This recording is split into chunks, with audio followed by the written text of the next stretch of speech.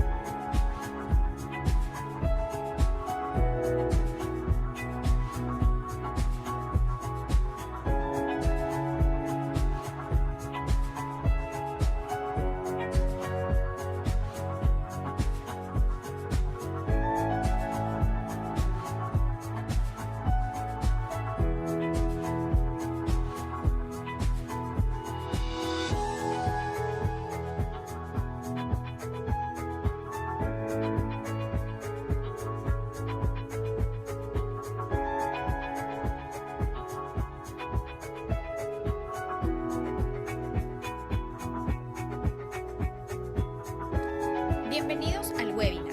Permanezcan en línea, comenzaremos en breve.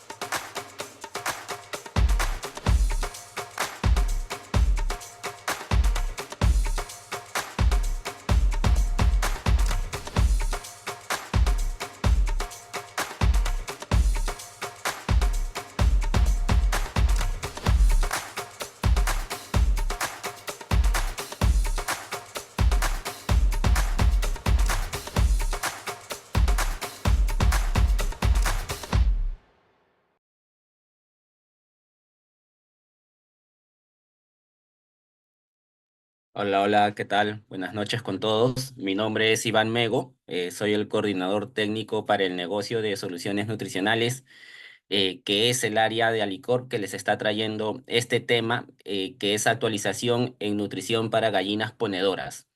Empezar agradeciéndoles a todos los que nos están acompañando el día de hoy. Sé que es una hora un tanto complicada, teniendo en cuenta que por ahí mañana viernes es feriado. Así que muchas gracias con todos. Eh, Como ustedes bien saben, o muchos de los que nos están acompañando el día de hoy saben, dentro del portafolio de productos que tenemos dentro del negocio de soluciones industriales de Alicorp, nosotros tenemos un negocio que se encarga de proveer materias primas, insumos o alternativas de insumos para la alimentación animal. Ya dentro de este portafolio de insumos tenemos un grupo que son los insumos proteicos, en donde tenemos tortas de soya de alta proteína. Estamos hablando de un mínimo de proteína de 47,5%. Estamos trabajando con una torta de girasol de alta proteína, con un mínimo de 41% de proteína. Y también tenemos la harina integral de soya. Esta de aquí es tostada, la que es saco verde a toda la derecha. Es una harina integral de soya tostada y todos estos insumos que vemos en la parte superior de la lámina son productos que provienen desde la planta de Alicorp en Bolivia. Y en la parte inferior tenemos todo lo que son los insumos fibrosos que se producen en la planta de Lima, Callao, en donde tenemos todos los que son los derivados del trigo, el afrecho, el acemite, harina residual de trigo, y en ese mismo predio, en el predio de Lima Callao, en el Alicorp de la Avenida Argentina, también tenemos derivados grasos, ya que son alternativas de fuentes de energía, en donde se mezclan los aceites crudos con los derivados grasos de palma, acidulados de soya, y se arman unos blends. Siguiente, por favor. Comentarles de que nosotros actualmente estamos generando una página web. Ahí nos ayudarían un montón si con sus celulares le toman un screen a este QR para que ahí nos puedan dar algunas sugerencias y nos puedan ayudar a generar un contenido de mayor valor en esta página web. Ya, igual este QR se va a ir compartiendo al final de la presentación para que igual puedan dar ahí algunas sugerencias. Siguiente, por favor.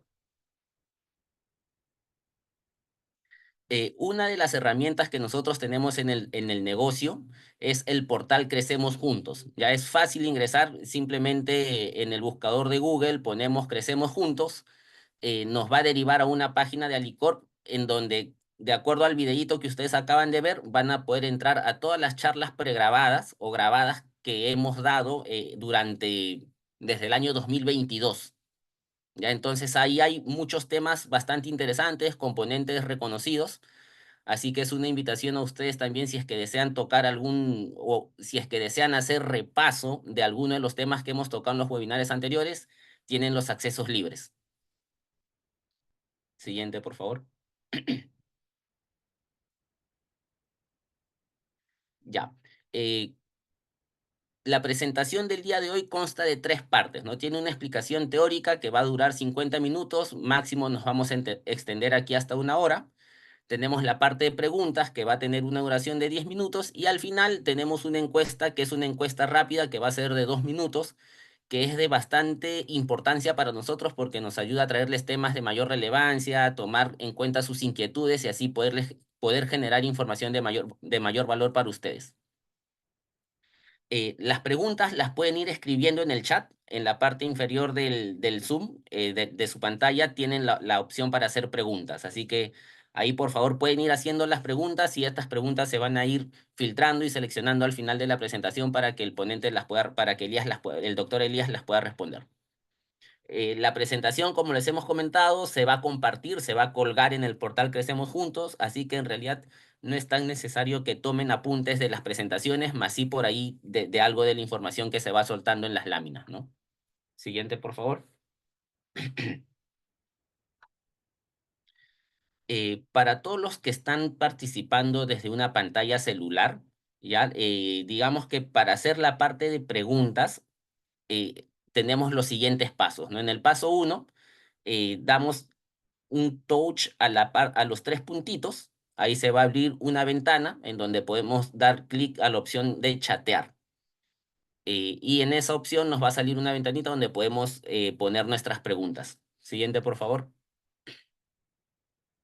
Y si es que estamos desde una PC, en la parte inferior de la pantalla del Zoom hay una opción que dice chat, ¿no? Podemos dar el clic a esa parte y tal cual comenté, podemos poner ahí nuestra pregunta que luego se va a filtrar para ser respondida.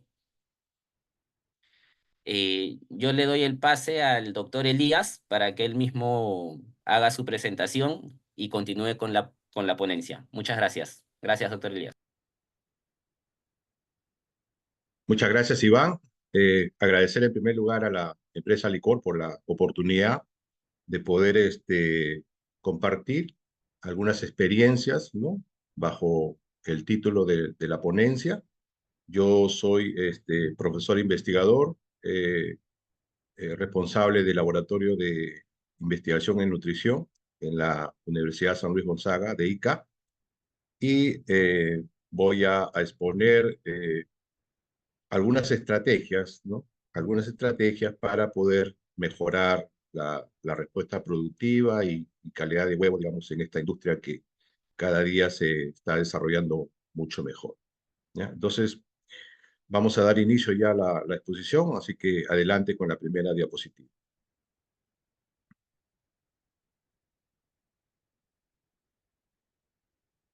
El siguiente. Bueno, hay varios tópicos que vamos a tratar, ¿no? Sobre lo que es en sí la dieta balanceada. Luego entraremos a ver los puntos críticos en la parte de Levante, ¿no? Algo de nutrición clínica respecto al manejo de la salud de los órganos, algunos criterios de gestión sobre calidad de huevo, y también hablar acerca de la calidad de los ingredientes y el agua. Y finalmente terminamos con lo que es la parte de la muda. Siguiente. Siguiente. Bueno, entonces, dando inicio ya a la exposición, este PPT, como ven ustedes ahí, tiene una serie de factores, ya que es preciso conocer todo lo que estamos involucrados en la industria avícola, la producción de huevos. Tenemos que conocer bajo qué factores en verdad se da el proceso de producción de huevos. Eso es muy importante, ¿no? Considerar la línea genética que vamos a criar, la calidad de la pollita que ingresa a nuestro galpón, cuáles son los protocolos de nutrición y alimentación que tenemos que tomar en cuenta. Dentro de ello, por ejemplo, qué pasa con los ingredientes y el agua, cómo será nuestro sistema de manejo, el ambiente. Las gallinas deben estar en un estado de confort, ¿no? Pero no olvidar también que la crianza de gallinas es todo un desafío. En verdad no es sencillo este tema. Hay diferentes tipos de desafíos. Considerar las toxinas que hay en el alimento, el tipo de estrés que está diariamente rodeado al crecimiento de las pollitas o a la producción, etcétera. Y muchas veces nos olvidamos de nuestro personal que hace mucho por esta producción, que es el personal técnico, ¿no?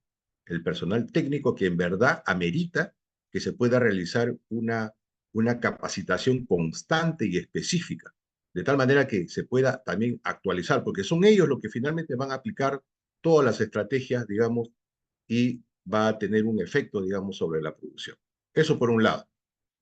Cuando hablamos de estrategia, y eso es lo que voy a ir recordando en el transcurso de la diapositiva, cuando hablamos de estrategias, hay que, en primer lugar, ser consciente que lo que vamos a manejar son animales, seres vivos, y que ellos necesitan ser fortalecidos en su respuesta nativa, ¿no?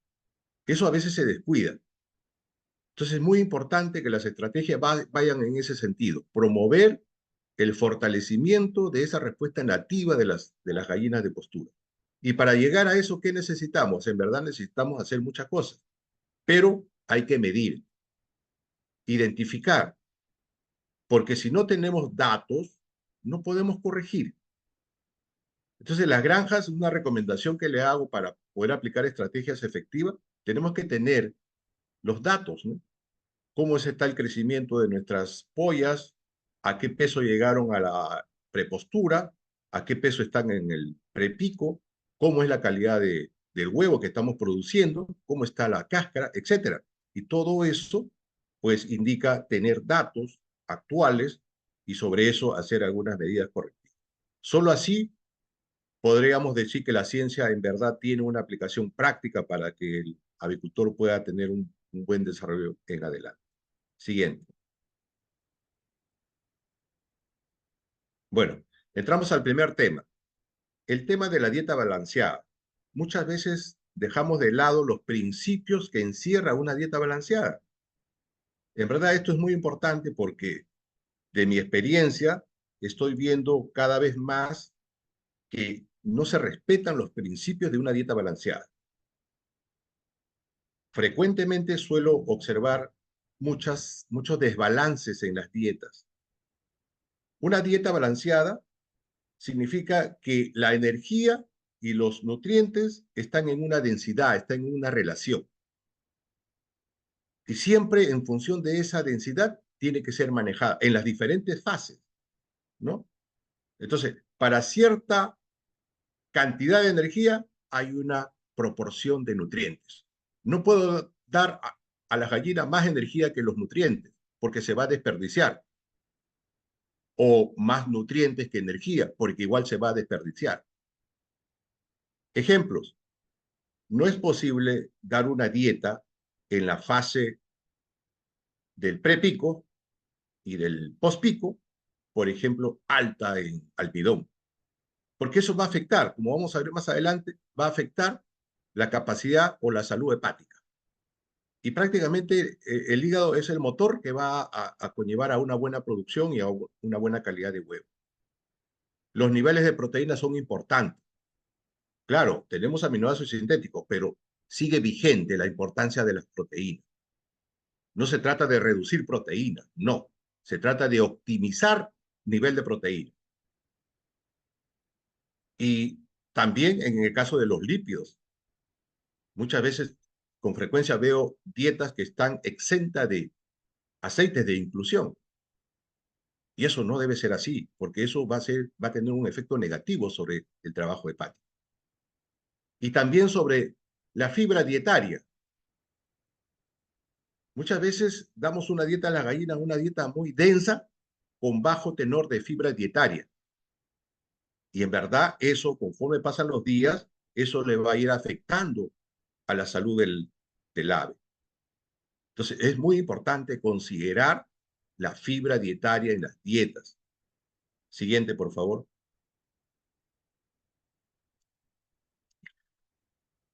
Una dieta, yo puedo incluir algún nutriente, aumentar algún nutriente, siempre y cuando esa dieta probablemente tenga un déficit de ese nutriente. Y la gallina va a responder a eso. Pero si yo incluyo un nutriente en alto nivel, en altas dosis, pensando que porque tiene más, la gallina va a responder mejor, eso no existe. Porque la respuesta no es lineal. Hecho más y mejor respuesta. No es así. La respuesta es hasta un punto que se optimiza y a partir de allí, si yo sigo dando en exceso, va a tener un efecto perjudicial. Entonces, la respuesta es curvilínea. Hay que tener siempre presente eso. En algunos casos, uno hace una corrección y puede ingresar un ingrediente con un poco más de nivel y hay una respuesta. Es porque en la dieta se trató de corregir porque hubo menos de eso. Pero en adelante ya no puedo hacer una inclusión en exceso porque no va a existir una respuesta positiva. Por el contrario, va a haber un perjuicio. Entonces, este es un ejemplo que relaciona la energía con los aminoácidos. Y el aminoácido principal, en este caso para las gallinas, es los azufrados, metionina más cistina. Entonces, una relación de la energía con con esta dosis de azufrado, es muy importante considerarlo, ¿no? Cuando hablamos de eso, hablamos ya de la proteína balanceada, que no es otra cosa más que la aplicación práctica de la relación óptima de los aminoácidos, ¿no? Tomando como referencia limitante, que en este caso es el azufrado.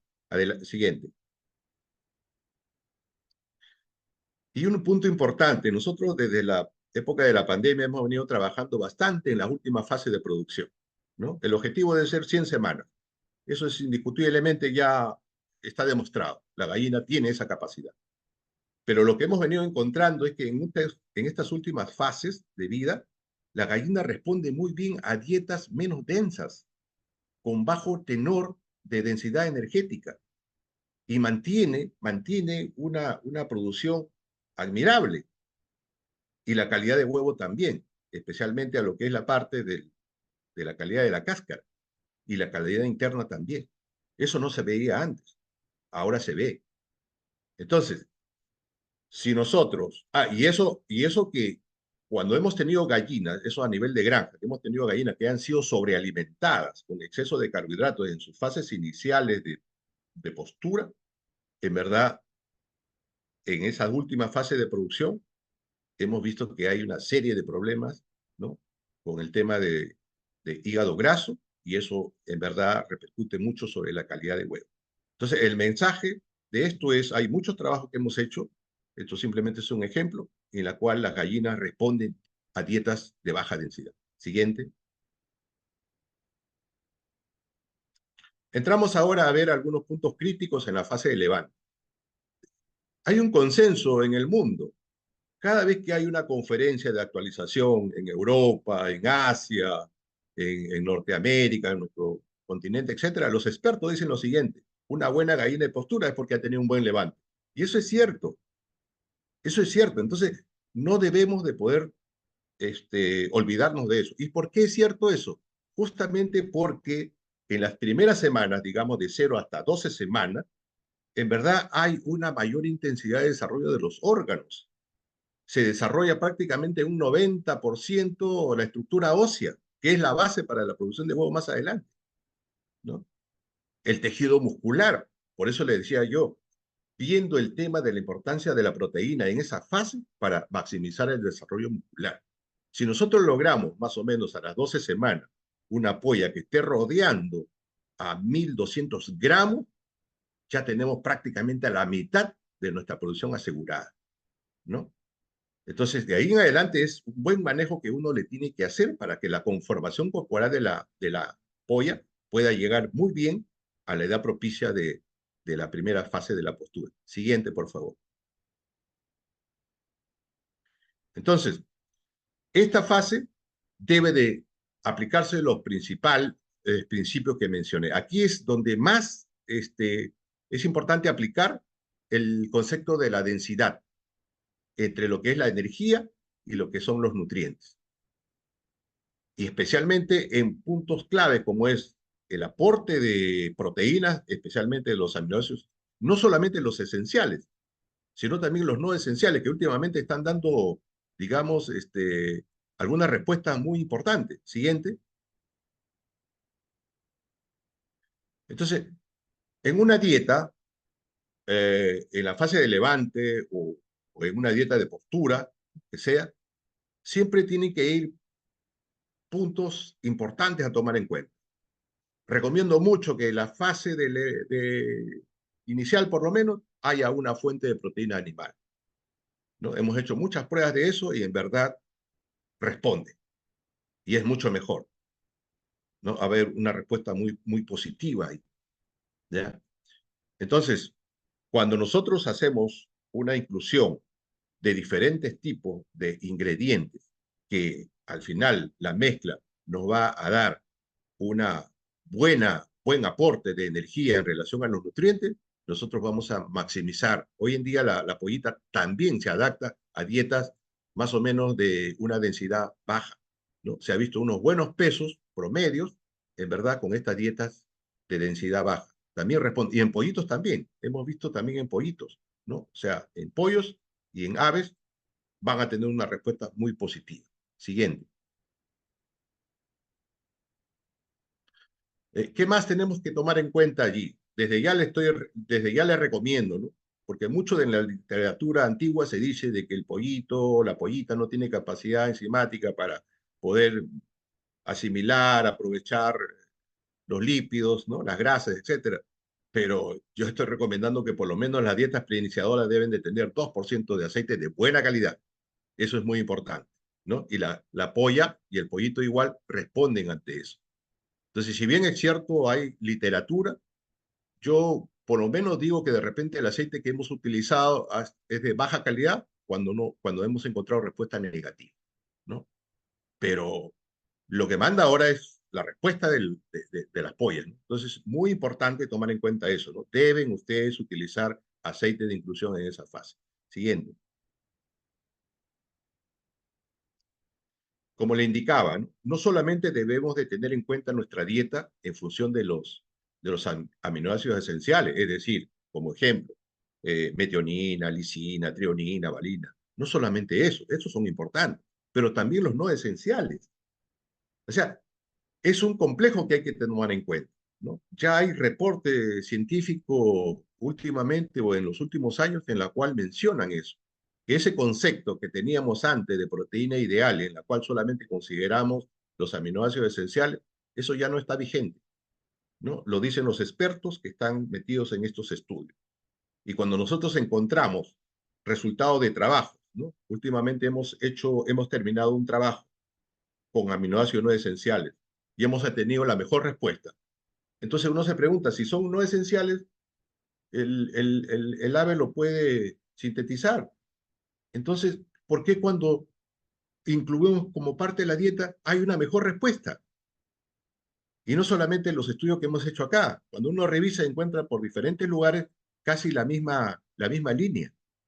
Entonces, nuevamente, yo tengo que tomar en cuenta estas cosas en las dietas. Las gallinas de postura de hoy, en la fase de pollita, son más sensibles ante una leve o pequeña reducción de ciertos aminoácidos que uno no considera.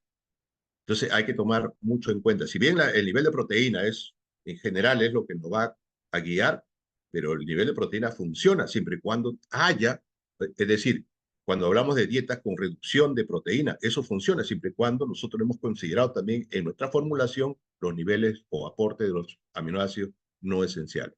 Siguiente. Bueno, otro de los puntos críticos en este caso es sobre la dosificación o de ver los niveles de los microminerales y de los macrominerales, especialmente calcio y fósforo, ¿no? Hay algunos trabajos que hemos ido desarrollando, ¿no? En oportunidades anteriores, en la cual niveles de calcio más bajo de lo que se recomienda en la guía está funcionando, ¿no? Ahí tienen ustedes, por ejemplo, un resultado de un estudio en pollitas en la cual no hubo cambios cuando se redujo el nivel de calcio en la dieta hasta 0.65, mientras que en la guía dice DL 1.05. Entonces, entre lo que dice la guía y lo que dice el experimento, uno tiene que procesar esa información y adaptar. Por lo menos mis dietas hoy en día no tienen 1, sino un poco menos, ¿no? A veces 0.9, a veces 0.8, y está funcionando. No vemos problemas en eso. Pero igual vamos a seguir reevaluando para ver con precisión qué nivel es lo que debemos de ir utilizando. Y hay estudios también en pollos, en la cual bajando los niveles de calcio, por ejemplo, hasta cuarto día, la respuesta es mucho mejor, ¿no? Que con los niveles altos. Eso tiene su explicación. Siguiente. En la parte de las pollitas también, ¿no? Es importante que ustedes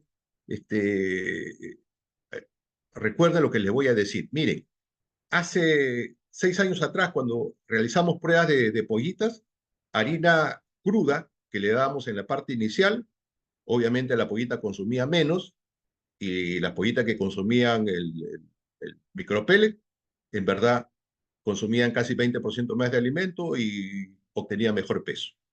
Pasaron unos años más, unos 3 años, 2021, 2022, hemos encontrado similitud de respuesta. Harina cruda, misma fórmula, Con micropele, una respuesta similar. Ya ustedes ven ahí peso a los 21 días. Hace un mes atrás hicimos otra reevaluación. ¿Y qué encontramos? Similitud. Probamos una de las marcas comerciales que hay en el Perú para uso de preiniciadores en las pollitas con fórmulas tipo harina cruda y la respuesta prácticamente similar. ¿Qué es lo que le estoy queriendo decir con eso? La capacidad de las pollitas y también en los pollitos ha evolucionado grandemente y responden muy bien, asimilan mucho mejor que antes. Obviamente que la recomendación que yo les hago es simplemente es que utilicen sí un alimento procesado por lo menos en esa fase, porque aseguramos bajar grandemente la carga microbiana patógena que pudiera ingresar por ahí a causar un problema. Si yo le estoy comentando esto es porque hemos hecho estudios y vamos a seguir haciendo estudios en ese sentido simplemente para ver cómo va la respuesta del apoyo. Siguiente. Entonces, el tema en el levante de la polla es optimizar el peso. ¿Y cómo optimizamos el peso? Obviamente con menor tenor de grasa, con mayor amplitud de pechuga, mayor tejido muscular y un desarrollo de la estructura ósea. Eso se llama la conformación de una polla.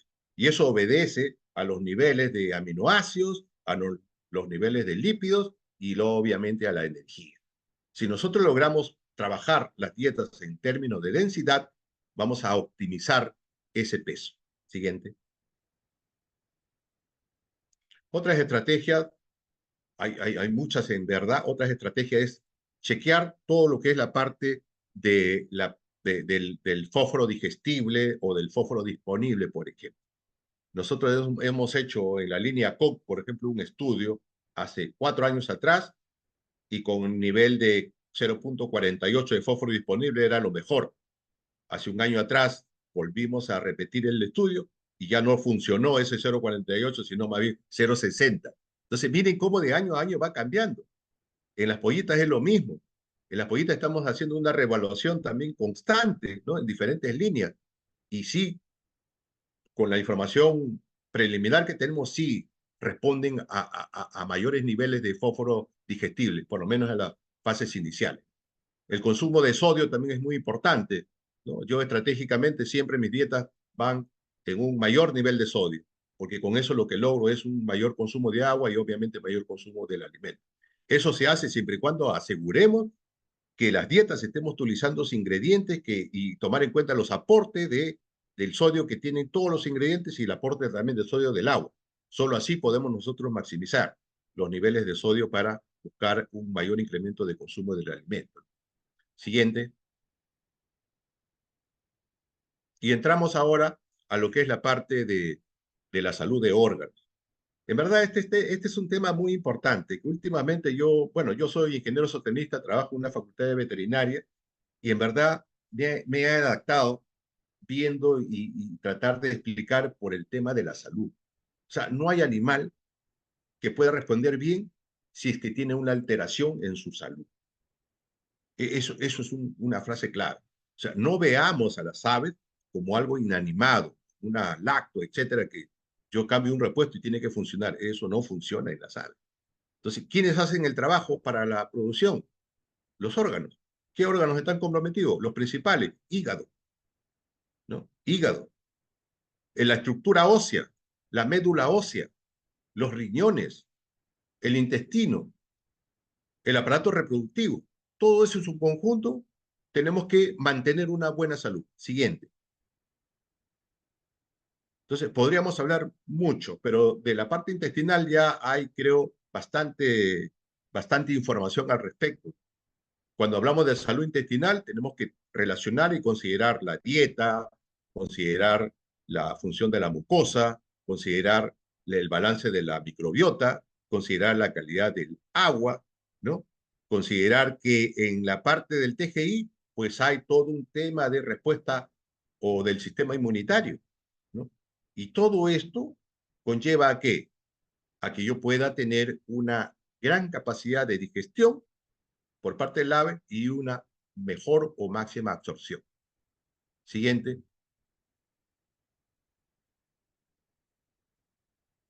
Entonces, pero igual hay que medir, porque muchas veces las gallinas, las pollas llevan unos problemas internamente y clínicamente no se observa.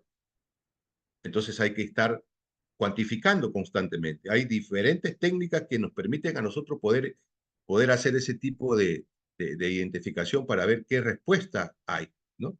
Entonces, tenemos, por ejemplo, acá, esto me gusta mucho, esta técnica de Yusen, ¿por qué?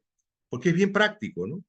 Bien práctico y ves en cada porción del tracto gastrointestinal, ¿no? Si tiene un problema o no lo tiene. Y luego haces una sumatoria del puntaje y vas a ver que si tu puntaje te da 3, es manejable.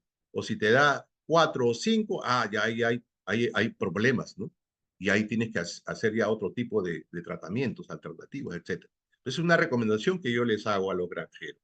Constantemente hay que tener un seguimiento y cuantificar, ¿no?, cómo está la integridad intestinal en este caso. Hay muchas técnicas, esta es simplemente una de ellas. Mucho ojo de que a veces la respuesta de la gallina se reduce, ¿no? Y uno, cada vez que la respuesta de la gallina se reduce, uno de frente se va a la dieta. Algo pasó en la dieta. Pero a veces encontramos que las gallinas están con parásitos. Por lo menos es muy frecuente encontrar parásitos en las gallinas, ¿no? Alguien dirá, no, pues si están en jaulas, ¿y cómo no? Yo las he visto en cantidades de gallinas. Entonces, es un tema muy importante que debemos de considerar. Siguiente. Entonces, hay muchos principios. Yo defiendo bastante la salud, por ejemplo, del buche, la salud del proventrículo, la salud de la molleja. Para mí esas porciones son de mucha importancia. Ahí hay que promover una respuesta nativa, ¿no? Por ejemplo, si sabemos que el buche tiene un pH de aproximadamente 4 a 5, ¿no?, varía. Entonces, si yo le doy un alimento con pH de repente de 6.5 o 7, o si le doy una agua con pH de 8, obviamente que lo voy a afectar negativamente, especialmente en esa fase inicial. Entonces tengo que tratar el agua, tengo que tratar el alimento de tal manera que se reduzca su pH para no alterar eso. El buche tiene una buena función y también para la parte del proventrículo y la molleja. Eso es muy importante. Entonces, las estrategias deben estar dirigidas allí para promover la respuesta nativa. A nivel del buche hay un balance de microbiota.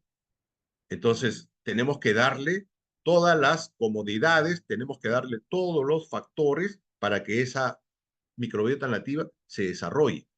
Porque hay muchos estudios en la cual, ¿no?, ya están publicados estudios en la cual manifiestan que el balance de la microbiota va cambiando conforme la edad, ¿no?, va aumentando. Los patrones de la colonización, como ven ustedes el esquema, es totalmente diferente. Y ahí influye obviamente lo que es la dieta, influye lo que es el agua. Es muy importante entonces tomar en cuenta esta recomendación especial. Cuidemos el buche, cuidemos el proventrículo, cuidemos la molleja. Siguiente. Hay muchos estudios también hoy en día que hablan acerca de un eje, de una conexión entre lo que es el intestino a través de la microbiota, lo que es hígado, lo que es el tracto reproductor y el cerebro. Finalmente, el cerebro es lo que va a diseñar cómo va a ser la respuesta día a día, ¿no? Y es un tema hormonal, ¿no? Porque al final, quien pone el huevo se debe a las hormonas. Si hay un balance de las hormonas, todo está ok. Pero esas hormonas dependen del cerebro y el cerebro está conectado con lo que pasa en el intestino, la microbiota, el hígado y el sistema reproductor. Entonces, todo eso va en conjunto. Entonces, la cosa ya se complica. Hoy en día hay mucha información en la cual relaciona lo que pasa en estos órganos respecto a la salud del ave en general y respecto a la calidad del huevo, por ejemplo. Lo que antes no conocíamos, hoy en día están apareciendo, ¿no? Estudios moleculares, por ejemplo. Siguiente. El hígado. Uno de los puntos importantes, estratégicos, que hay que ir midiendo constantemente es cómo está el peso relativo del hígado, ¿no? Entonces, hay valores, ¿no? Ustedes ven ahí en ese esquema que más o menos el peso relativo se mueve entre 2 a 2.5. Entonces, son rangos que sí, son aceptables. Pero a veces cuando tenemos gallinas que han muerto, o a veces gallinas sobrepesadas, encontramos en verdad que el hígado, el peso relativo es más alto, llega a veces a 3 o muchas veces más. Entonces, ¿eso qué nos está diciendo? Que esa gallina en verdad tiene problemas. Si está colocando huevos, está teniendo problemas con la calidad de los huevos. Entonces hay que tener mucho en cuenta de poder evaluar cómo está ese peso relativo, por lo menos. Siguiente. Bueno, es una foto que siempre la coloco en mis conferencias, que es una demostración a lo que dije inicialmente respecto a los criterios, a los principios de una dieta balanceada. Ahí ustedes tienen dos muestras de hígado.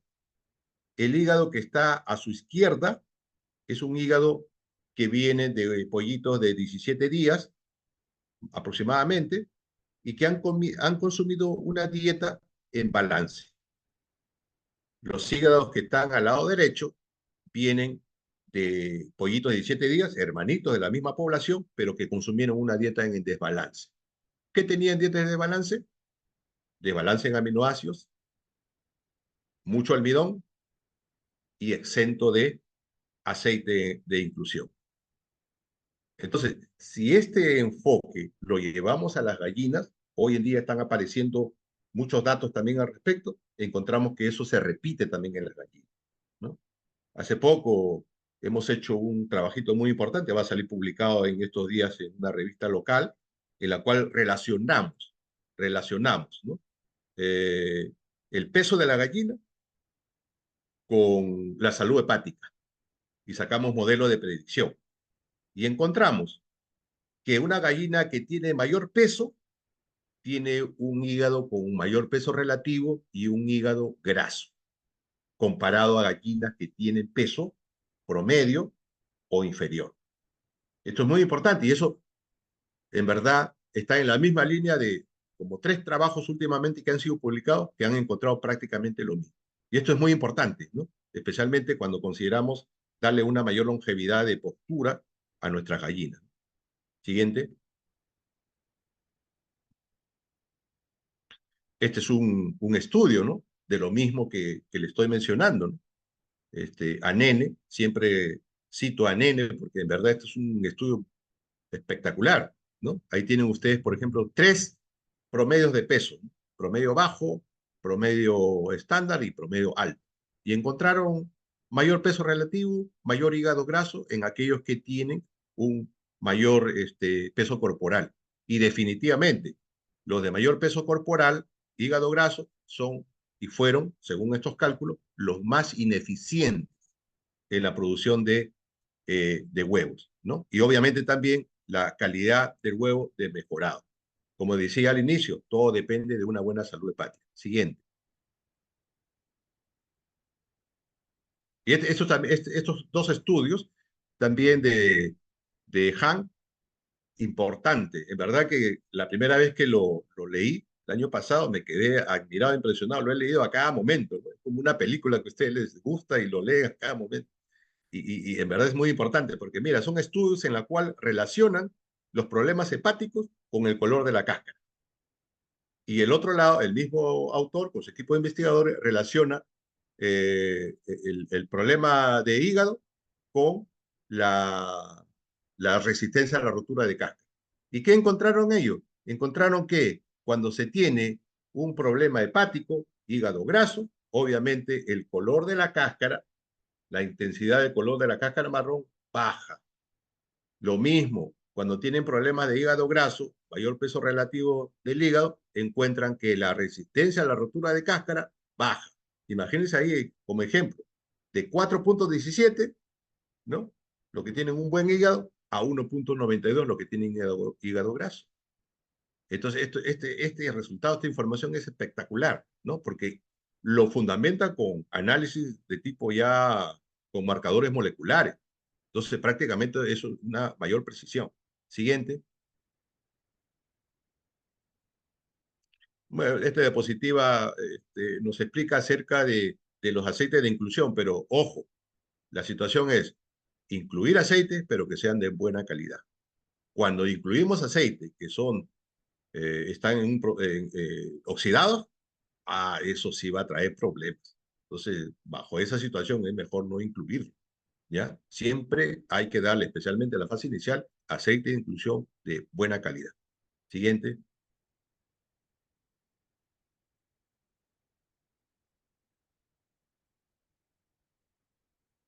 Entonces, de la misma manera como damos nosotros la importancia al hígado, también un órgano que hace bastante trabajo mecánico para una mejor digestión es la molleja, ¿no? Es que está ligado a la respuesta de la digestibilidad.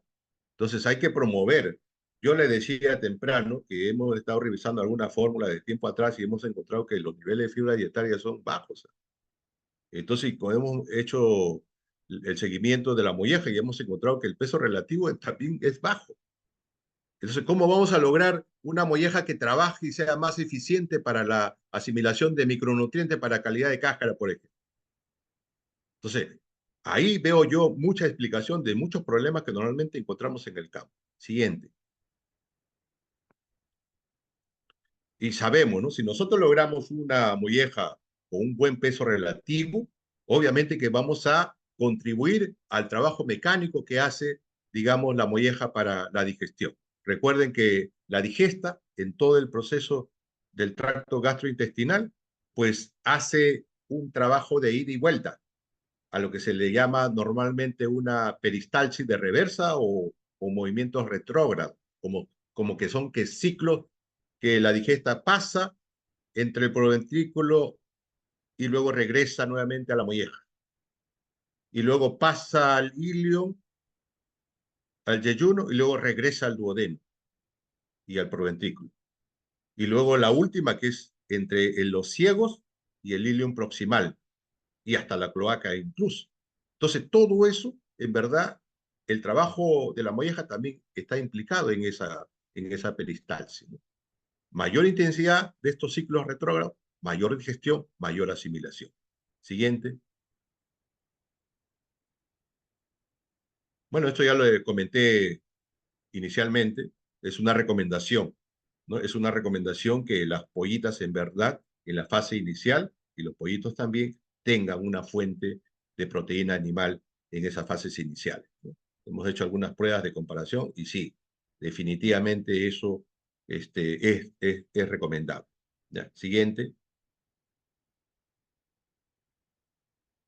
Entrando ya a la parte de la calidad de huevo, ¿no? ¿Por qué tenemos que preocuparnos por calidad de huevo? Cada vez los consumidores, cada vez más, se están volviendo más exigentes. Eso ocurre en Colombia, por ejemplo, en Brasil, en Norteamérica, en otros países. El consumidor, en verdad, ha aumentado sus exigencias por una mejor calidad de huevo. Entonces, eso tiene obviamente un fundamento, ¿no? Porque eso está ligado a la parte de la salud pública, ¿no? Entonces, una calidad de huevo, por ejemplo, una calidad de buena cáscara, implica que ese huevo va a mantener, digamos, intacto su naturaleza de calidad de huevo en el tiempo cuando está en el proceso de comercialización o de repente en un almacenamiento. Pero ¿qué pasa si tengo algún problema en la cáscara, mucha debilidad, etcétera? Entonces es más fácil que puedan ingresar los microbios patógenos que ya de repente están en la cáscara. Entonces el huevo tiende a degradarse más rápidamente. Entonces tiene una importancia en la salud pública. ¿Ya? Hoy en día también hay muchos criterios, muchas especificaciones, ¿no? Para poder seleccionar huevos que normalmente entran al procesamiento para ya entrar a otro tipo de producto que el consumidor desea, ¿no? Y obviamente también para la empresa avícola es un tema de importancia porque este es algo económico. Todas las empresas tienen que mantenerse con competitividad y tener, por ejemplo, un historial de huevos rotos por mal manejo, ¿no? Ya sea en la nutrición, en la alimentación, en la sanidad, lo que fuere. Si normalmente tengo 5% de huevos rotos y yo puedo reducir a 2%, en verdad, eso es un impacto económico muy grande en una empresa, muy grande en una empresa. Entonces, tiene su importancia para el avicultor, tiene su importancia para la industria y tiene su importancia para el consumidor, en verdad. Siguiente. Hay muchas características de calidad de huevo. muchas características de calidad de huevo. Pero antes de eso tenemos que ver qué factores están ligados a eso, ¿no? Ustedes ven una diapositiva ahí, por ejemplo, de mancha de sangre. Yo le voy a decir con mucha sinceridad, desde hace un buen tiempo atrás, casi todos los días estoy haciendo análisis de huevo. Y en verdad me da mucha información. A veces encuentro, en algunos casos, una alta incidencia de mancha de sangre, por ejemplo. Entonces, eso me está dando información. Yo no puedo decir, sí sé que eso viene de algún problema que está en la granja, pero yo no puedo decir por tal causa es, porque en verdad es complejo. Son varios factores, pero finalmente el que desencadena un problema de calidad de huevo es el estrés. Entonces tengo muchos problemas sin resolver, finalmente todo eso se traduce en un estrés, ¿no? Que implica la aparición de mala calidad, no solamente a través de las manchas de sangre, sino también de repente un albumen más diluido, de repente un problema a nivel de la yema, de repente una debilidad de la cáscara, etcétera, ¿no? Se ve claramente, por eso que al inicio yo le decía a los granjeros, les recomiendo que tengan un historial de calidad de huevo. Eso es muy importante. He visto con mucha frecuencia, por ejemplo, huevos que vienen de granja de gallinas jóvenes, en la cual tengo altura del albumen muy baja o albumen muy diluido. O a veces también la misma edad con problemas de cáscara. Entonces, todo eso uno lo puede cuantificar para luego hacer las medidas correctivas, ¿no? Eso es muy importante tomarlo en cuenta y fíjese usted la gran cantidad de factores que están comprometidos en calidad de huevo. No es fácil, no es fácil. No es que cuando aparece un problema ya uno sabe directamente qué cosa es. Siguiente. Acá tenemos un cuadro que me interesó mucho también. Yo hice un seguimiento a este estudio que publicó Flock en el año 2019, en la cual compara genética, porque genética también es un factor de calidad. Compara la genética, por ejemplo, gallinas marrones versus gallinas de plumaje blanco, de cáscara de huevo blanco. Y compara, por ejemplo, la frescura. Aquí pueden ver ustedes aquí, ¿no? En diferentes edades. Obviamente que la edad es un factor importante, afecta. O sea, hasta ahora no hay nada que podamos revertir respecto al efecto que tiene la edad, ¿no? Pero cuando hacemos la comparación de líneas, mire la frescura, ¿no? Esto es la unidad Howe, que yo utilizo mucho como indicador de frescura. Para el caso de las marrones, tienen 92 de unidad Howe, otra marrón 86. Pero las blancas, ¿cuánto tiene unidad Howe? 94 y la otra 93. Tengo mis lotes de gallinas blancas también que lo hemos venido estudiando durante años. Sí, y también estudios de fuera que hemos hecho con gallinas blancas, y sí, hemos encontrado información muy importante en la cual sí, la calidad de las blancas, ¿no? En verdad es admirable, ¿no? Y los sistemas de crianza, ¿no? El primer sistema que ustedes ven ahí es un sistema de jaula, y el segundo sistema es un sistema de aire libre, y de hecho es un factor que afecta la calidad del huevo. La frescura lo baja grandemente.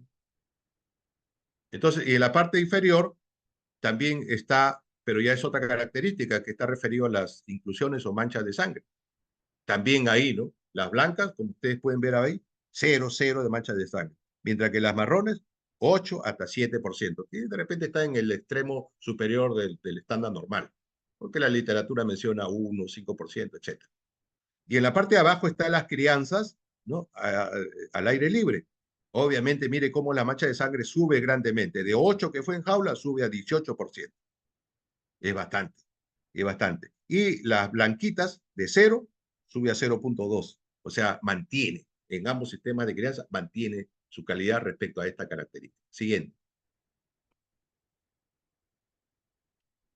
Esto es muy importante, la frescura, ¿no? Hoy día se habla de frescura. Y esto es muy importante porque, caramba, en otros países se venden huevos del día, ¿no? Yo, por ejemplo, desde el punto de vista como consumidor, yo tengo mi preferencia, ¿no? Yo voy y compro huevos del día, porque es desde máxima frescura. Entonces, la unidad Howe es un indicador de máxima frescura. Entonces, ¿qué quiere decir? La unidad Howe, por ejemplo, mide la relación que hay entre la altura del albumen y el peso del huevo. Y como lo menciona el Departamento de Agricultura de los Estados Unidos, USDA, en el año 2000, ellos han categorizado y ellos han dicho, bueno, los valores de 72 a más es una frescura excelente, tipo AA. Debajo de 72 hasta 60 es una frescura A. Y debajo de 60 hasta 31 es una frescura B, ¿no? Entonces, hoy en día se está dando bastante importancia a esto, porque también la dieta influye mucho sobre la vida útil del huevo cuando ya está en almacenamiento, digamos, bajo condiciones ambientales. Y ustedes saben que el huevo se comercializa en nuestro país y en muchas partes de otros países, ¿no? En el medio ambiente. Entonces, es muy importante tomar en cuenta, ¿no?, la frescura. Yo comentaba en estos días con algunos estudiantes acerca que en Brasil, por ejemplo, normalmente hay concurso de calidad de huevo. Hay un estado de Bastos, una colonia japonesa allí, muchas granjas ahí, hacen cada año en julio su concurso de huevo, calidad de huevo.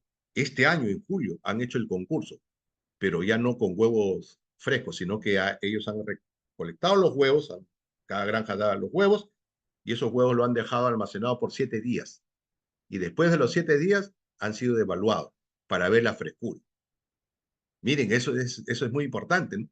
Y el mundo del consumidor, por preferencia, hoy en día va a exigir cada vez más una mejor frescura de los huevos.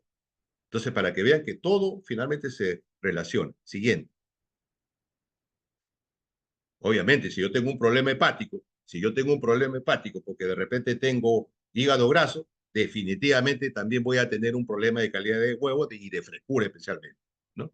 Entonces, conociendo eso, vamos a ver que hay diferentes tipos de características, ¿no?, para poder cuantificar la calidad del huevo. La altura del albumen, la firmeza de la yema, el color de la yema, la membrana vitelina, especialmente la estabilidad o resistencia, la viscosidad del albumen, ¿no?, y lo que es la parte de la cáscara, el color de la cáscara, la elasticidad de la cáscara, la resistencia a rotura, gravedad específica, grosor de la cáscara y últimamente la translucidez de cáscara, ¿no? Esta característica es de mucha importancia, ¿no?, para ver la calidad de la cáscara. Siguiente. Es toda una ciencia. O sea, hablar de cáscara es toda una ciencia, ¿no? Antiguamente pensábamos que el tema de cáscara era resolviendo dándole más calcio. Eso no, eso por el contrario, ¿no? Hoy en día se sabe, pues, que manejar calidad de cáscara es manejar toda una ciencia, ¿no? Allí, porque tenemos que ver desde los microelementos, desde la, desde la materia o la matriz orgánica, que son, en verdad, son los responsables principales de mantener una buena calidad de cáscara. Calcio es lo que sobra en una dieta, ¿no? Entonces, no pretendamos tener un problema de cáscara resolviendo, aumentando un poco más de calcio, porque la gallina sabe que si hay una deficiencia de calcio, ello aumenta su capacidad de absorción y tiene un respaldo en la médula ósea. Así que por ese lado, un poco difícil que podamos tener un problema, salvo que la gallina esté ya en la última fase, en la cual también, por ejemplo, la función que tiene cierto tipo de vitaminas, como el calcitriol, que es la forma activa de la vitamina D, que es importante también, y eso está relacionado con el trabajo hepático. Entonces, hay muchas cosas que hay que tomar en consideración para poder tener una buena calidad, especialmente lo que es la parte de la microestructura. Eso es importante poder, para mantener una buena calidad de carne. Siguiente. Y sí, ¿no? Ahí está en un esquema en general, lo que estamos viendo, por ejemplo, ahí las partes de la cáscara, ¿no? Ahí tenemos, por ejemplo, los conos mamilares, ¿no? Es ahí donde se asienta, digamos, los cristales de calcio, o lo que denominamos comúnmente la placa palizada, ¿no?, que son unas estructuras verticales. Y luego tenemos ya los cristales, la capa de cristales también vertical que está uniéndose a la cutícula. Entonces, todo esto es muy importante. La microestructura de la cáscara de huevo es muy importante. Y todo eso nos lleva a lo siguiente. No solamente depende del calcio, sino que también y principalmente depende de todos los micronutrientes que juegan un rol importante en la matriz orgánica. Ahí está el detalle, ¿no? Y eso va a influir. en la calidad de la cáscara. Siguiente. Bueno, como le decía, hay mucha información respecto a que la matriz de la cáscara pues tiene una gran cantidad de componentes, ¿no? Entre ellos las proteínas. Imagínense, 900 tipos de proteínas que juegan cada uno de ellos un rol importante en este proceso de la biomineralización o simplemente formación de la cáscara. Por eso, tener una cuantificación, un registro, un historial de nuestra calidad de cáscara desde que la gallina empiece a colocar los huevos hasta finales, eso es de mucha importancia porque nos permite corregir a tiempo, nos permite corregir y ver en verdad qué ajustes tenemos que ir haciendo en las dietas para tener o mantener una buena calidad de cáscara. Solo la edad es un factor que hasta hoy en día no podemos revertir, ¿no? Por ejemplo, en términos de grosor de cáscara. Empezamos con un grosor que está en 0.42, 0.43 milímetros y terminamos a las 100 semanas más o menos con 0.38, 0.39. No hay forma de revertir eso. Claro, por ahí hay una gallina que llega a 100 semanas y tiene un grosor de cáscara de 0.40, 0.41, pero esa incidencia o esa proporción es bajísima, mayormente en esos promedios. Ahí no hay forma. Entonces, para llegar a eso, obviamente hay que hacer todos unos ajustes, ¿no? La calidad de la dieta, promover una salud de los órganos, y eso no va a conllevar a poder mantener, digamos, una buena calidad. Siguiente. Y ahorita faltan pocas diapositivas, estamos creo ya a pocos minutos. Entonces acá tenemos de que, como le indicaba, una buena calidad de la dieta, buena calidad de agua, asegurar el bienestar del animal, porque la gallina para que produzca bien hay que darle cariño, hay que darle amor. No hay gallina que pueda producir si que nosotros no le damos confort. Ya está así, eso está demostrado. No le damos confort, entonces la gallina hace lo que puede, pero de todas maneras se ve afectado la calidad de huevo. Siguiente. Los ingredientes tienen una relación muy estrecha también con lo que es la calidad de huevo, ¿no? No solamente ver por el tema de precio, sino también ver el control de calidad, cómo ha sido el procesamiento, cuál es la fuente, el origen, cuáles son los valores nutricionales energéticos que tiene, y tomando en cuenta que de todas maneras hay una variabilidad de esas composiciones. Por lo tanto, hay que optimizar un nivel de inclusión. Siguiente. Los aditivos también son muy importantes. Los aditivos son muy importantes. ¿Por qué? Porque en cierta medida nos permiten corregir algunos problemas que nosotros podemos identificar a nivel de granja. Pero ojo, hay que identificar qué problema tenemos. No podemos incluir un aditivo porque el vecino lo está incluyendo y le va bien. No, en granja hay que identificar, ¿no? Y seleccionar también el aditivo. Hay que ver, hay que conocer su composición, ¿no? Y también ver la información de eso, si es que de repente ha sido probado, ¿no? Bajo condiciones similares a las nuestras y ha tenido buena respuesta. Y lo último que nos tiene que demostrar, pues, que hay un retorno económico. Si invierto un sol en este producto, ¿cuánto me retorna? Entonces hay todo un conjunto de criterios que hay que tomar en cuenta para definir un aditivo. Siguiente. Y lo que es la parte de la calidad de agua. Sí, definitivamente. Yo desde la pandemia he estado estudiando el tema de calidad de agua y sí, influye sobre la característica de calidad de cáscara, ¿no? Aquí tenemos un ejemplo, ¿no? Comparativo solamente manejando pH en gallinas de avanzada edad, de cal de 80 a 95 semanas. Solamente manejando pH, mire cómo podemos mejorar aproximadamente 1 punto hasta 2 puntos. Eso es lo que yo he podido ver en condiciones experimentales y a través de condiciones de granja. Tenemos un colorímetro que mide de 1 a 10 y más o menos, de acuerdo a la intensidad, como ustedes están viendo ahí esa foto, y más o menos por situación nutricional, ¿no? Y manejo del agua podemos mejorar 1 punto o hasta 2 puntos. A veces hay consulta que me hace, tengo gallinas jóvenes, tengo problemas de color de la cáscara y todo, dame algo de la fórmula para eso. Y a veces cuando la reducción del color es bastante, yo sospecharía más bien que es un desafío sanitario, que pasa comúnmente a nivel de la granja. Entonces mi recomendación es, primero, descartar que fuera un desafío sanitario, ¿no? Un problema de bronquitis, un problema de micoplasma, etcétera. Y pasa frecuentemente que el granjero hace sus análisis y encuentra positivo a eso. Ah, ese es un problema. Primero soluciona eso, porque a través de la nutrición jamás vas a solucionar un problema que de repente te pasa por efecto de un micoplasma, por ejemplo. Siguiente.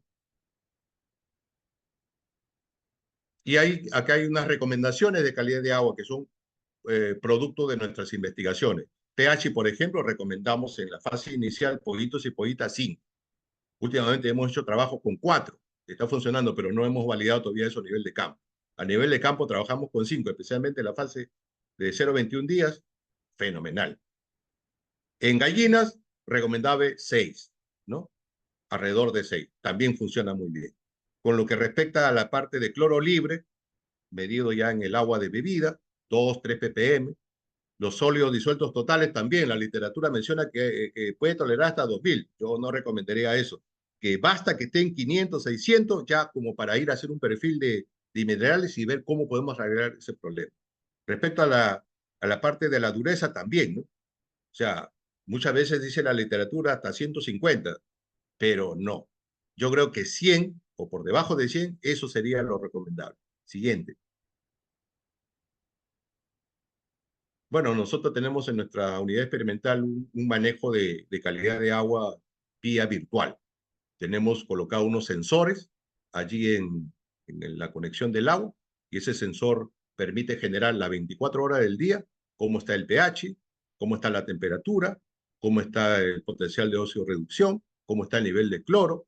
Ya lo hemos en su momento, porque tenemos mucho tiempo trabajando con esto, en su momento lo hemos comparado con análisis fresco y con lo virtual y en verdad funciona.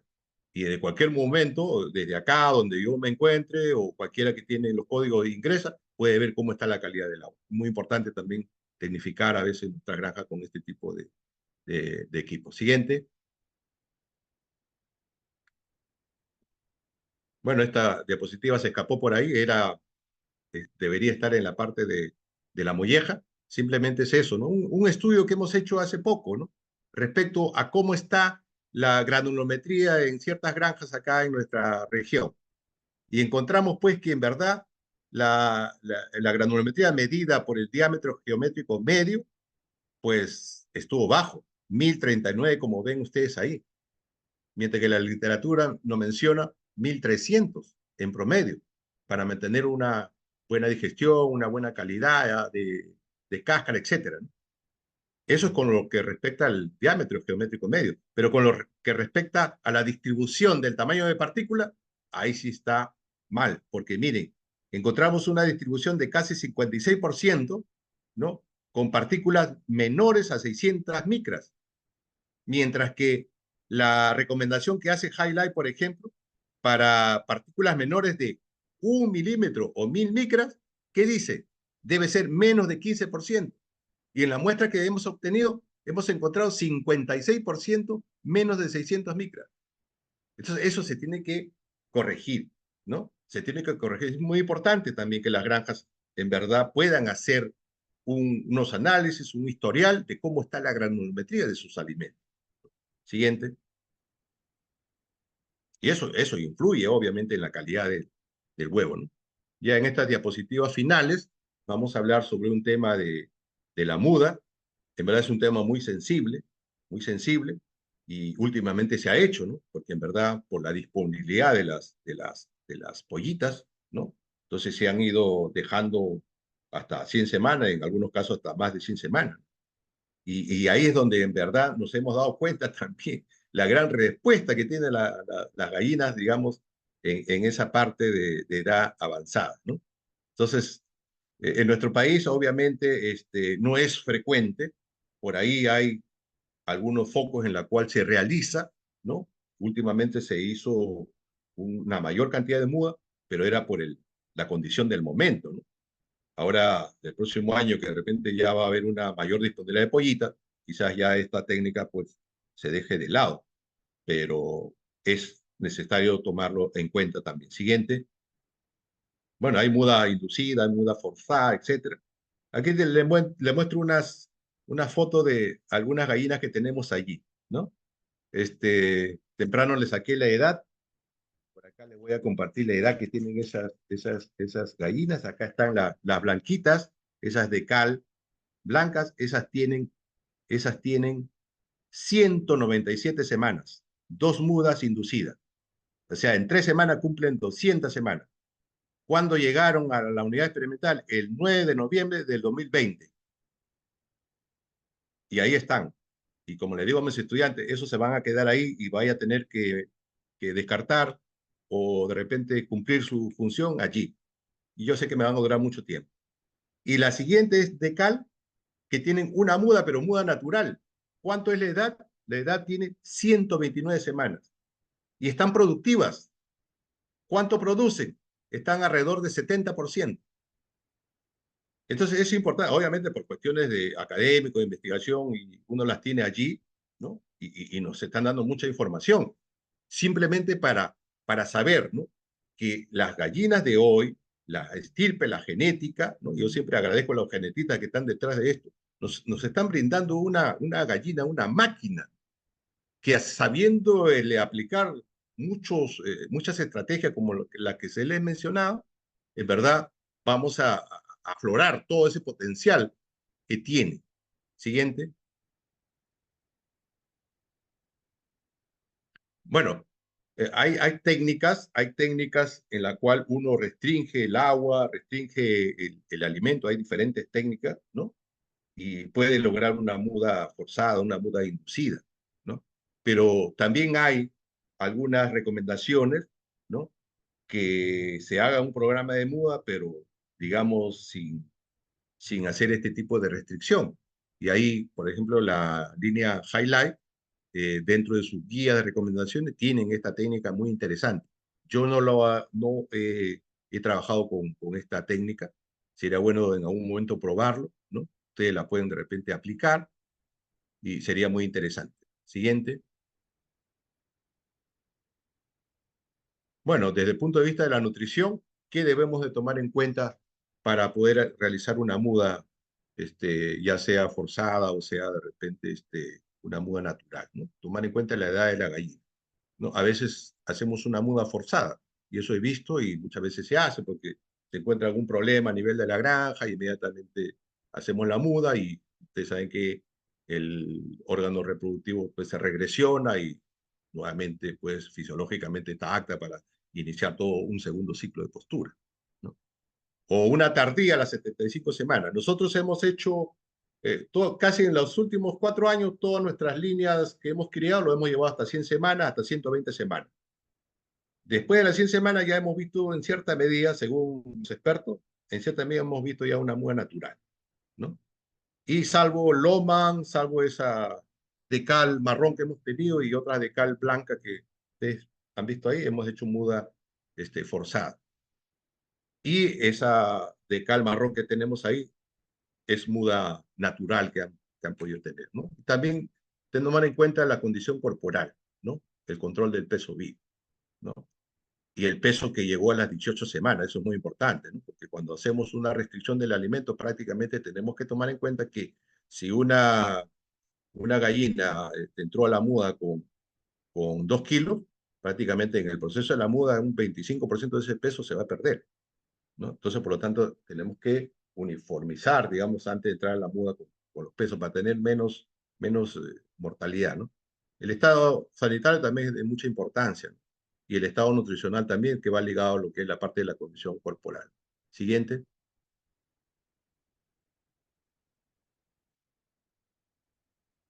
Bueno, ahí los dejo ya con Iván. Gracias, doctor Elías.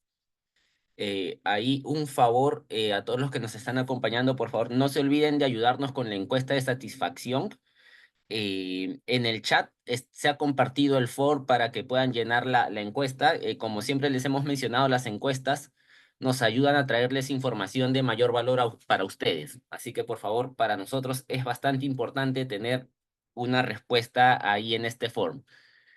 Pasamos a la parte de preguntas y respuestas, doctor Elías. Yo voy a ir leyendo algunas preguntas y en ese orden usted nos va dando algún comentario o respuesta.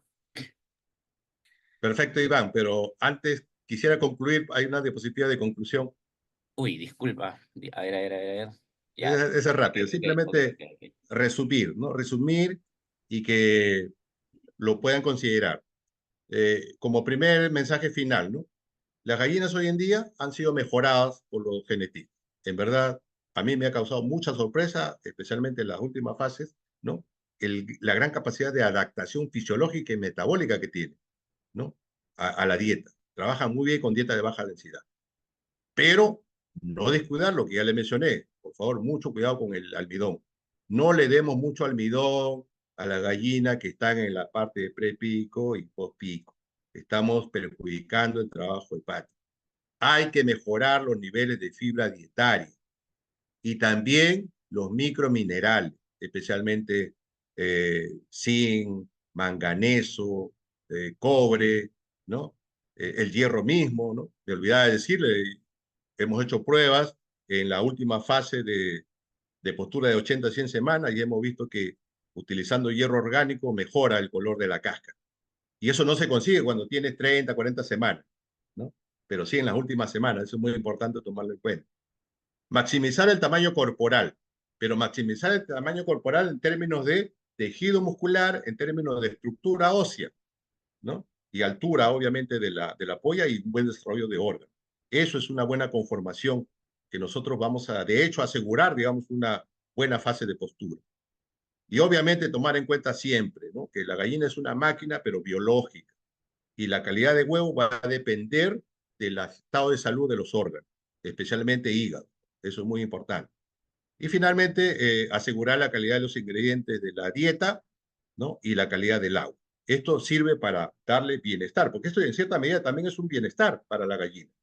Si yo le doy un ingrediente de mala calidad, un aceite oxidado, obviamente le estoy perjudicando a la salud de los órganos, a nivel intestinal, a nivel de riñón, a nivel de la, del hígado, ¿no? Y eso va en contra de su bienestar. Entonces es muy importante tener en cuenta la calidad de los ingredientes, la calidad del agua, y eso va a fortalecer la salud del animal, el bienestar del animal y, lógicamente, la calidad del producto, en este caso la calidad del huevo. Eso es el mensaje final que yo les doy. Muchas gracias por todo y estoy atento a las preguntas.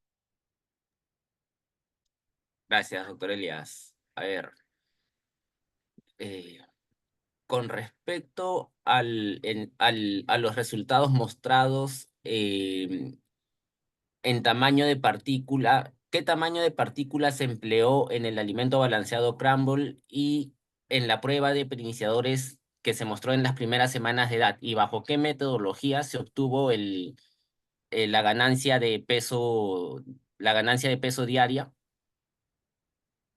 Ya. El, la, el, el alimento tipo harina más o menos ha tenido una granulometría de 800 a 1000 micras. Y el micropellet, hemos evaluado micropellets, ¿ya? Eso más o menos alrededor de 1.8 hasta 2.8, ¿ya? Porque fueron varias pruebas. Pero también hemos evaluado últimamente el crumble, y eso, su diámetro aproximadamente alrededor de 2, ¿ya? Ahora, la ganancia de peso o los pesos hemos ido haciéndolo desde 0 días cada 7 días, ¿no? Y la ganancia de peso, obviamente, ¿no? Restando el peso final menos el peso inicial de cada semana. Ok. Em, ¿De qué manera afecta la inclusión de pre y probióticos en la dieta sobre la salud intestinal y en consecuencia la calidad de huevo? Claro, este, yo decía temprano que hay dietas, por lo menos de las que yo he revisado, no puedo generalizar, pero por lo menos de las que yo he revisado, he visto una baja proporción de fibra dietaria, ¿ya? Ahora, la fibra tiene múltiples funciones.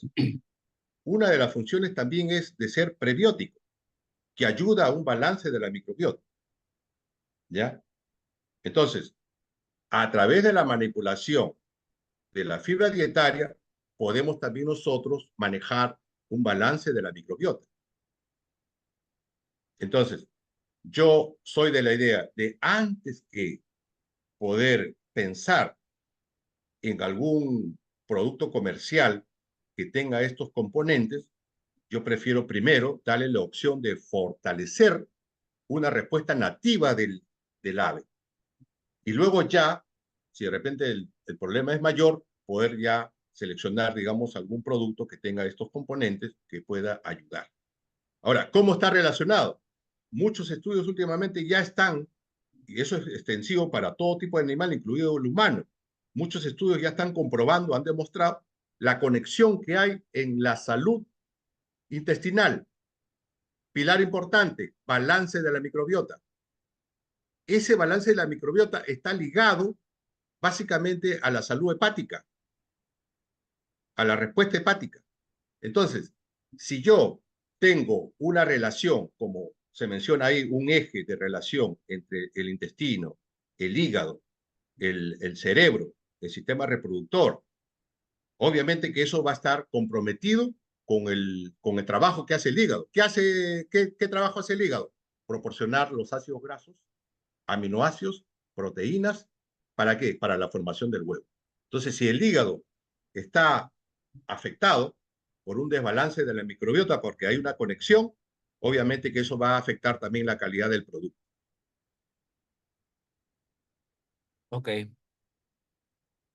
Eh, ¿Cómo influye la adición de la vitamina D3 en la absorción de calcio y en la resistencia de la cáscara? Aquí, doctor Elías, podría también adicionalmente dar algún comentario acerca de, en el mercado ahorita se encuentran un montón de tipos de vitamina D, ¿no? La vitamina D eh, sintética, ¿no? La hidroxilada, la doblemente hidroxilada y las que son medio que tipo aditivos naturales con alto contenido de vitamina D altamente biodisponible, ¿no? No sé qué experiencia tiene ahí en en esos productos o investigaciones, ¿no? Claro, lo que yo puedo recomendar al respecto, empezando por la pregunta, ¿cómo es que trabaja? Claro, uno le da vitamina D3 en el alimento, ¿no? A las gallinas, pero como tal no tiene función. Estas tienen que metabolizarse, ¿no?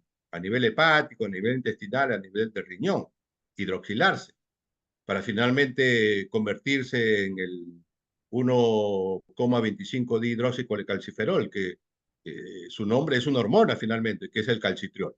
Entonces, este calcitriol a nivel del intestino, a nivel del tejido óseo, a nivel del riñón, tienen el trabajo de poder generar el paso o la absorción del calcio, o la reabsorción de calcio si se trata a nivel del riñón, y la absorción del calcio si se trata a nivel del intestino. Entonces, la gallina cuando está en una edad avanzada, esa capacidad enzimática de poder hacer esta hidroxilación baja, ¿no? Y muchas veces tenemos que utilizar, ¿no? Ya una vitamina preformada, hidroxilada, que podemos utilizar. Pero ojo, hay que tener mucho cuidado. Hay trabajos en la cual, por efecto de mal uso de un intermediario, de un metabolito de D3 no recomendado, podría causar toxicidad a la gallina leve y que eso va a repercutir en la calidad de la cáscara. Eso es muy importante. Por lo tanto, cuando nosotros tengamos un problema de cáscara y creemos y hemos comprobado que es por deficiencia de calcio, no se puede arreglar solamente incluyendo más calcio en la dieta, o de repente calcio orgánico soluble en el agua, etcétera. No, sino que antes que eso tenemos que pensar de ver que el calcio tiene que absorberse con el apoyo, la ayuda de este calcitriol. Entonces, si tenemos una gallina en edad más avanzada, definitivamente allí vamos a tener que utilizar, ¿no? un metabolito de estos, que como tú lo mencionas, Iván, en el mercado hay una diversidad de estos. Yo no puedo hablar en términos comerciales, pero sí lo que puedo decir es que hay que identificar bien el metabolito que nosotros vamos a utilizar, porque hay ciertos metabolitos que ya son formados y se van a acumular, ¿no? A nivel hepático, a nivel del riñón, y eso más bien van a perjudicar.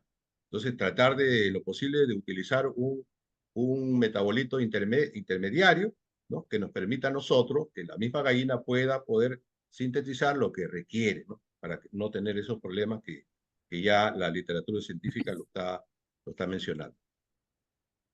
Ok, ok, doctor Elías. En los estudios sobre calidad de cáscara y fibra, ¿ha observado correlación o relación? Si, y se ha encontrado causa-efecto, ¿cuál es la explicación bioquímica, fisiológica que relaciona ambos parámetros, calidad de cáscara y fibra? Claro, como ya le indicaba, no hemos hecho esos estudios específicos, ¿no? De ver nivel de, de fibra y calidad de cáscara. Hemos hecho varios trabajitos preliminares, ¿no? Con fibra insoluble, hemos hecho trabajos preliminares con polisacario no almidón, con, con fibra cruda inclusive, con fibra detergente neutra, etcétera, pero hemos trabajado con rangos muy cortos, ¿no? Vamos a diseñar más pruebas en las cuales vamos a ver rangos más amplios, creando deficiencia y creando quizás sobrevaloración para ver los efectos, ¿no? Lo que sí puedo mencionar es que una manera de justificar por los mecanismos de mejorar, digamos, la calidad de la cáscara es a través del trabajo de la molleja. ¿Qué quiere decir? Si yo aporto, aumento, ¿no? Optimizo el nivel de fibra dietaria en la dieta, yo voy a asegurar un mayor trabajo hepático. Un mayor trabajo hepático implica ¿qué cosa? Un balance de microbiota, implica una mayor peristalsis, ¿no? Implica una mayor digestión, implica una mayor asimilación de ciertos nutrientes o micronutrientes que sí requiere la matriz orgánica para poder tener una buena calidad de carne. Por ahí está la conexión. De acuerdo, doctor Elías. Vamos con dos preguntas más, por favor. Aquí tenemos, ¿podría compartir los requerimientos de minerales orgánicos? Creo entender que muchos investigadores recomiendan una parte de mineral las trazas inorgánicos más orgánicos. ¿Cuál es su opinión y recomendación al respecto? Interesante pregunta. Hace época de la pandemia, por ahí, hacía bastantes servicios de núcleos, ¿no? De núcleos. Y en verdad, mi recomendación técnica era, pues, reemplazar 50% de los inorgánicos por 50% de orgánicos, ¿no? Respecto de su disponibilidad. Y luego ir cambiando para quedarnos con orgánicos. Lamentablemente, y siempre yo lo decía en esos momentos, lamentablemente nunca hacían caso a esas recomendaciones técnicas, probablemente por el costo, pero eso es aparente, ¿no? Ahora, lo que yo sí, desde esa fecha y hasta ahora recomiendo, es que por lo menos el hierro, por lo menos el hierro debe de ser orgánico y no utilizar el hierro inorgánico en los premios de minerales. Eso es muy importante para mí. Y sí yo recomendaría, ¿no? Porque más o menos la biodisponibilidad, en términos prácticos, podríamos trabajar de entre 2 a 3 a 1. ¿Qué quiere decir? Si yo tengo que utilizar 2 partes de un mineral inorgánico, yo podría reemplazarlo por de mineral orgánico. Más o menos esa relación he visto que funciona, ¿ya? Los requerimientos de minerales últimamente han cambiado, ¿no? Por ejemplo, en el caso del hierro, algunas líneas genéticas han aumentado grandemente ese requerimiento de hierro. Incluso en la última guía de Highlight 2023, está recomendando magnesio como un mineral requerido en las dietas. Antes no era así. Entonces, lo que he visto en verdad es que eso aumenta. Pero lo que yo le tengo que hacer acá, una recomendación especial. Mire, las gallinas, cuando están en granja, y depende de las condiciones de la granja, y si son desafiadas por temas de manejo, por temas sanitarios, etcétera, agotan sus niveles de microminerales. y vitaminas. Por lo tanto, allí se requiere aumentar. Bajo esa condición se requiere aumentar. Yo lo he comprobado bajo experimento. Hemos visto en algunas granjas lo mismo, ¿no?